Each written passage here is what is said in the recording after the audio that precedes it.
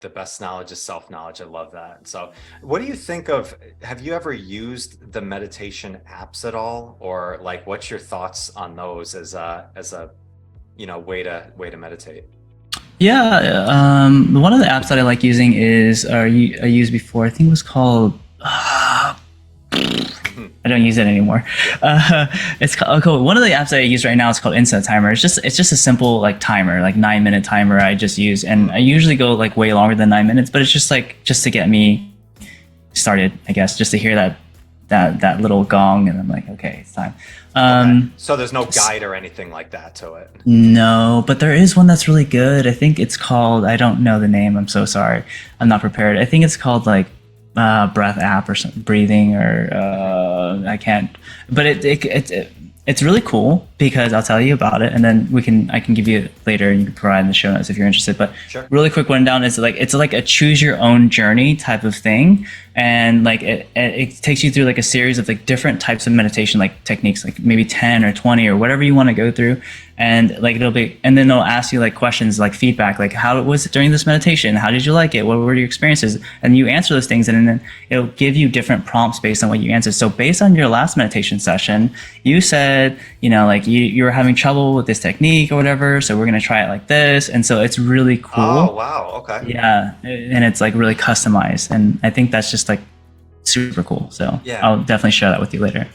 I love that you mentioned that, Tim, because I mean, everybody can debate like the micro on stuff so much when it's like, this is the Mm, best way, this is the best way. We've heard it in mm, meditation, we've heard it in training, you hear it a million times in nutrition. This is the best way to eat versus this. When mm-hmm. it's like, it's kind of we're leaving out like the macro of just doing it is the best Yeah. thing of practice. Whether you use an app or not, like if it's just getting you going and just get start. I used Headspace for a long time Oh, that's a good one too. with it, which was a good one. Then I used Sam Harris has a great app called Waking Up, which I Mm, used as well. And what it did is it kind of gets you into that momentum a little bit. And yeah, it's like, yeah, it's like, yeah, like maybe you can get deeper into a state if you're just quiet by yourself. Kind of, I think it's a good skill to have of being able to just sit with yourself in silence. But hmm, if you need to get into the groove of it, it's like if an app gets you on that path, then yeah, I think that's great. Like it's sometimes we yeah.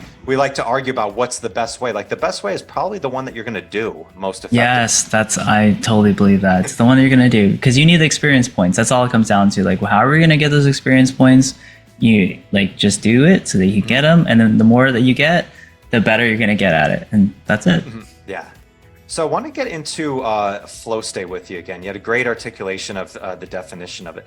Um, is it teachable to get into flow state? Do you believe? Yes, 100%.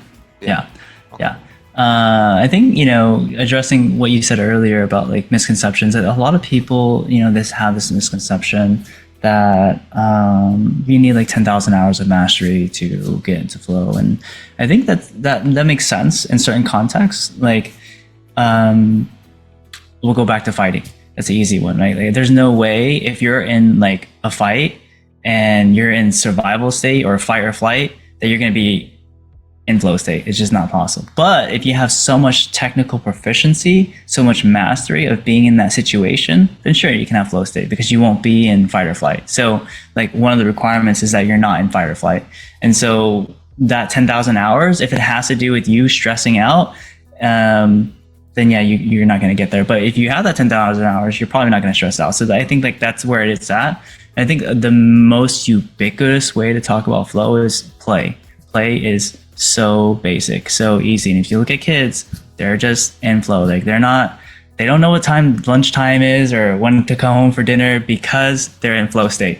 And so like if you look at kids playing tag, for instance, like they're so in the moment, they're so present. Like you go or I go, like like they're so it happens like that fast. And we all have those experiences that we can tap into. And there's a somatic awareness that we have that's ingrained into our autonomic nervous system that tells us, what we're feeling. Like when you're hungry, you're feeling that way, right? So like every state that you have, every energetic state that you have, including flow, there is a feeling that's associated with that. There's an interoceptive ability that you can gain by taking note of what's happening at that time.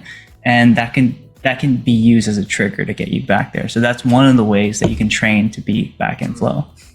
And we're all experts at it from just being little kids, just running around. Yeah, well, it's funny.